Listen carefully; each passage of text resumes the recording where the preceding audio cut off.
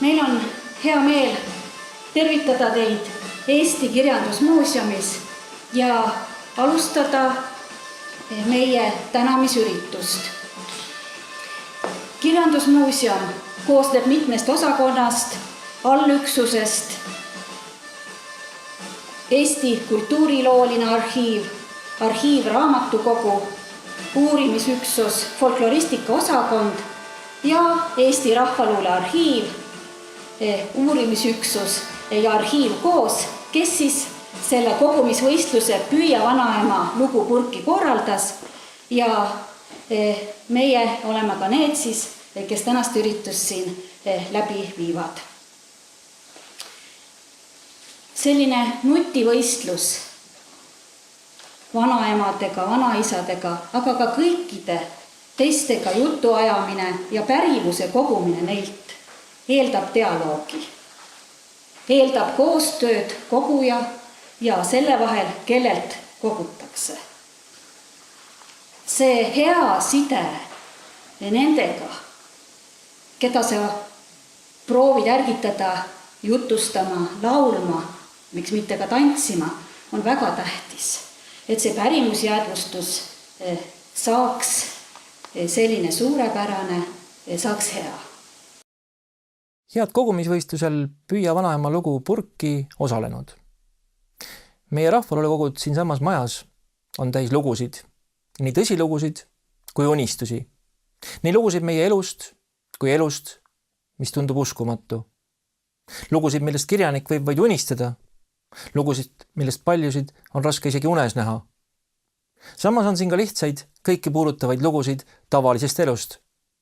See kõik poleks võimalik, meie pärimuskogud poleks nii rikkalikud, kui Jakob Hurt poleks 130 aastat tagasi teinud üleskutset palvid Eesti ärksamaile poegadele ja tütardele, milles ärgitas inimesi üle Eesti rahvapärimust talletama. See pani aluse rahvaluule kogumisele üle Eesti, see tegi hiljem võimalikuks Eesti Rahvaluule arhiivi. Kirjanik Valdur Mikita sõnastas aastal 2014 oma essees Hurda tagasitulek ehk kuidas sokutada šamaanine nutitelefon küsimuse. Kuidas ühendada Eestis asuv digitaalne ressurss põliskultuuriga? Kuidas ühendada kultuuri kõige vanem kihistus kõige uuemaga? Kuidas sokutada šamaani vihku nutitelefon? Teie abiga on Eesti Rahvaluule arhiiv käesoleval Euroopa kultuuripärandi aastal selles vallas astunud suure sammu edasi. Tänu teie kõigi kaastöödele oleme kinni püüdnud hulga tabamatut pärimust, lugusid, mida olete kogunud oma vanaemadelt ja vanaisadelt, emadelt ja isadelt. Mitmes mõttes oli see audio-videolugude kogumine meie jaoks esmakordne ja erakordne ülesanne sellisel moel, mille sarnast me varem pole teinud. Oleme rõõmsad, et teie tööd aitas väärtustada hulk meie toetajaid, keda sel korral tuli appi auhindu välja andma märgatavalt enam kui varasematel kogumisvõistlustel.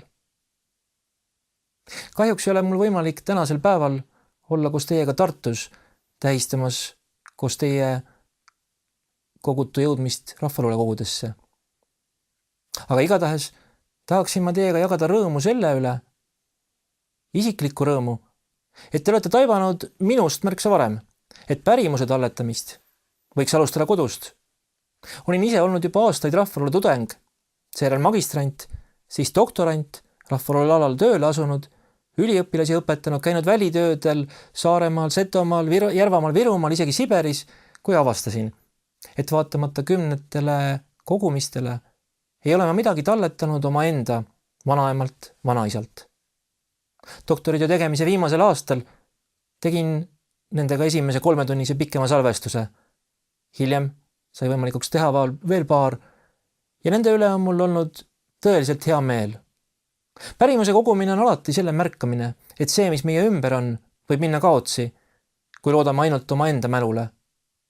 Nii on mul väga hea meel, et teie olete seda märganud, need lood üles võtnud ning arhiivile ja kõigidele teistele tuleviku Eestis jätnud.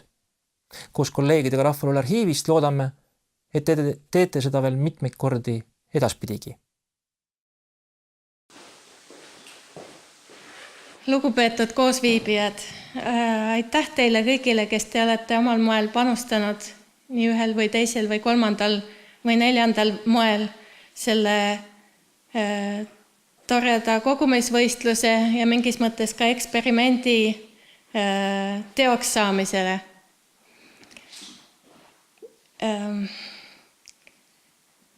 Nagu Astrid juba ütles, siis ma püüaksin anda väikese ülevaate, et milline siis see meie saak oli.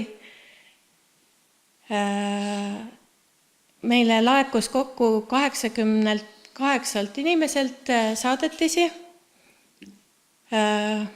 Õieti tänu tehnikale mõned neist pole siiamaani veel kohale jõudnud, sellepärast et suuri faile on ju raske interneti kaudu saata ja siis peame tegutsema nii ja naapidi, et lõpuks ikkagi kõik failid ja see teie tehtud töö meieni jõuaks. Ja mingis mõttes on see valik, mis meieni jõudis, need 88 ja tegelikult veel palju rohkem lugu, sellepärast et paljud jutustajad rääkisid mitu lugu ja oli ka laule ja kõike.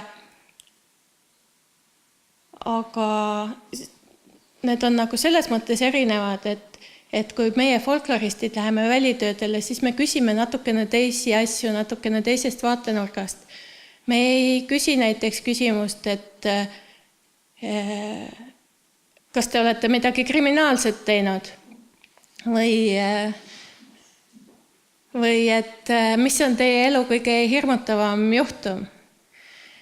Sellised asjad vahel tulevad üles välitööde käigus, aga siiski või veel üks teema, kuidas sa oma esimese auto said. Et me ei taipa lihtsalt küsida selliseid asju, mis inimeste jaoks on tegelikult lugu, mis on nende elus oluline ja kõige võib-olla meeldejäävam lause sellest kogumisvõistlusest on, mis kordus paljudes salvestistes, et ma ei unusta seda kunagi. See ei lähe mul kunagi meelest. Sellist asja ma küll kunagi ei unusta. See jääb mulle eluks ajaks meelde. Et selliseid lauseid oli tore kuulda ja võib-olla siis need lapselapsed, kes nüüd küsisid oma vanematelt või vanavanematelt seda lugu, nad võib-olla ei teadnudki varem seda, mis nende emade jaoks on selline või vanaemade, vanaisade, enamasti ikkagi räägiti perekonnaliikmetega. Jaoks on selline asi, mis ei lähe kunagi meelest ära. Võib-olla räägiti ka selliseid asju, mida tavaolukorras, tavasuhtluses ei tihatagi öelda, aga sellises nii-öelda kogumisvõistluse raamis vanaema siis hakkab mõtlema, et mis see tõesti see oluline asi on, mis minuga elus juhtunud on. Aga siis nüüd suuremad teemarühmad seal ongi siis nüüd perepärimus, et need nii-öelda vanainimesed siis rääkisid kas oma vanavanematest, oma vanematest, kus nad elasid, kuidas nad elasid, mis lugusid nad rääkisid. Mõnel oli ka oma vanaema laul edasi laulda.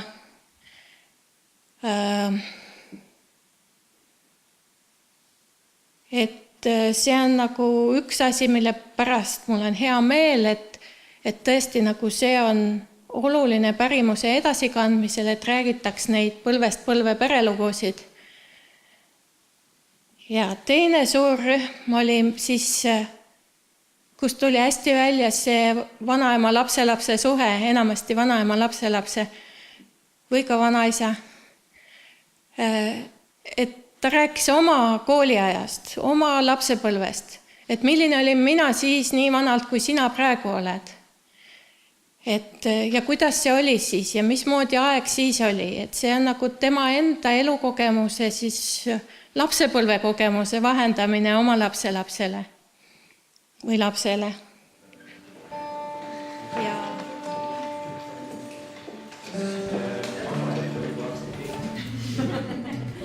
voodist. See on tõsi, meil oli eile õhtul ühe video filmimine siinsamas Tartus, nii et läks päris pikalt öösse. Aga sellest ei ole midagi, hoopis teil on palju tähtsam päev täna, nii et palju õnne veel kõikidele võitjatele.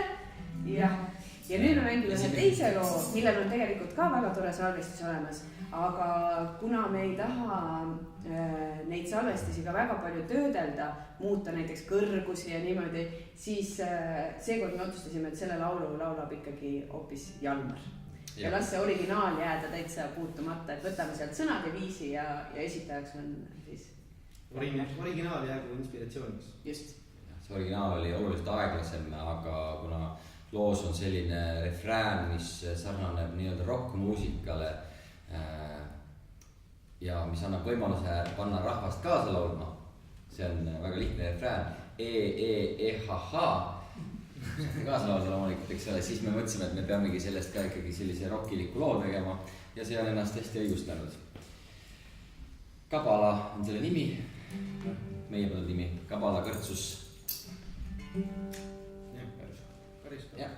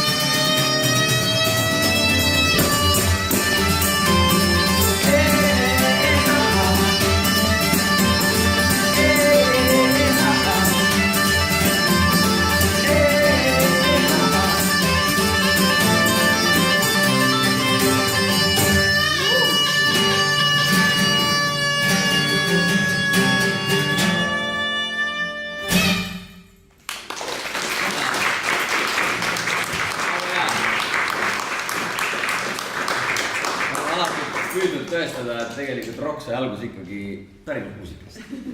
Eks ole, et kõik need suured, kes ütlevad, kaasa arvatud, eks ole, väga praegu asjakohane, et Freddie Mercury, kes ikka pani alati rahvast kaasa olema. Rahvas laulis. Kõik olid nagu väiksed tüksed tibukesed, seal laulsid niimoodi. Ega tema sai ikka sellest, ma arvan. Kabala kõrtsest sai inspiratsiooni. See oli ammu enne. Nii, kes ta järgmine lugu on armastuse lugu ja see lugu on tegelikult väga hea näide sellest, kuidas lugu sündis just täpselt selle sama arhiivi põhjal, et väga pikalt me vaagisime seda lugu ja lõpuks mõtlesime, et see kuidagi on meie otsustanud tegelikult. minule ja Tõnule see lugu meeldis, aga Jalmar ütles, et see on liiga romantiline lugu meie bändi jaoks. Ja siis Jalmar läks prooviruumist ära, meie Tõnuga jäime sinna, vaikselt jälmisime ja siis kui Jalmar tagasi tuli, siis me ütlesime, näed, selle loo me ikkagi teeme. Ja siis mina tegin õiged akordid. Ja siis Jalmar tegi selle õigeks. Aga tõesti, see on üks siis kogutud Siberi eestlaste käest see laul ja mis siia veel üle? No, õnneks välismaal me peame alati selle, et ma räägin alati selle loo, kuidas siis poissid kohtusid pimeduses ja siis nad musutasid ja siis vanaema kuulis seda, sest et nad tegid natuke lärmi sellel hetkel. Tegu oli ja siis vanaemale üldse see ei meeldinud ja siis siin loos nagu need vanad siis Siberi eestlased siis laulavad sellest, et võib-olla ei oleks pidanud üldse armastama. Ja 2 suve tagasi, siis kui see plaat meil välja tuli, Kullakarva plaat ja kõik muideks eestlased, kes on ostnud siis poodidest seda plaati, on salamisi, ma arvan, et enamus seda ei teagi, toetanud selle plaadi ostuga ka seda arhiivi siin. Siis me otsustasime, et väike siis osa rahast läheb ka siia arhiivile, et nad saaks teha edasi toredaid asju, et meie saaks toredaid lugusid ja meie saaks jätkata bändi tegemist. See on tegelikult väga omakasupüüdlik plaan. Ja 2 suve tagasi me tegime sellele loole ka toreda muusikavideo ja ma näen, et täna siin on ka üks, meil olid väga toredad inimesed seal, juba vanemad inimesed Setumaal ja ma näen täna, et siin on ka üks siis meie muusikavideos olnud näitleja. Või võib öelda niimoodi. Palju tähtsust. Tervitame teid.